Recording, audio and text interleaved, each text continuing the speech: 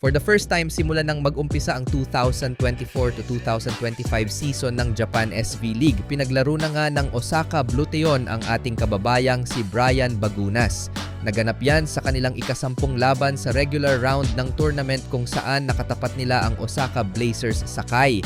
Yun nga lang ay hindi rin binabad si Bagunas dahil pinaglaro lamang ito with a very short playing time. Sa ikalawang set nga ng laban, pinasok si Brian to serve subalit hindi rin nagtagal sa loob dahil nilibas rin ito kinalaunan.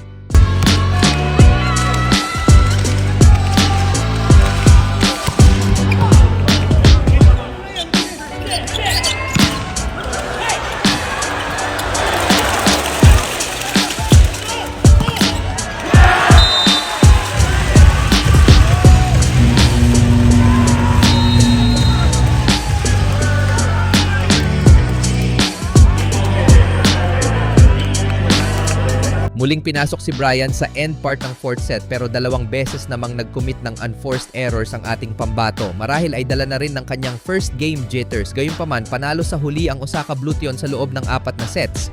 Ang Osaka Bluteon ay nananatiling nasa number 1 spot ng kasalukyang standing, tied with Suntory Sunbirds na may parehong 9 na panalo at 1 talo. Ang import na si Miguel Lopez ang recent leading scorer ng Osaka Bluteon na sinundan naman ni Yuji Nishida. Panawagan naman ng mga Pinoy fans na bigyan ng mahabang playing time ang ating kababayan lalo pat isa lang naman si Brian sa mga top scorers sa nakalipas na World Championship na ginanap sa bansa kamakailan. Well, maaring umpisa na nga ito ng mas marami pang larong mabibigyan ng quality playing time si Brian Bagunas.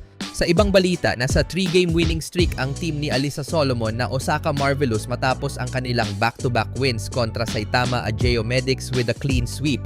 Solomon was only limited to only 2 points during their first meeting pero nakabawi naman sa kanilang rematch with 10 points.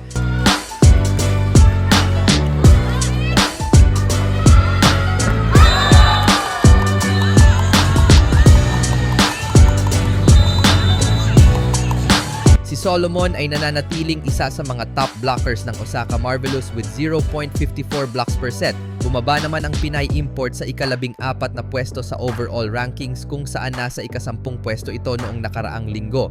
Sa ngayon, umakyat na sa ika-4 na pwesto ang defending champions matapos ang sunod-sunod na talo nito nang mag-umpisa ang tournament.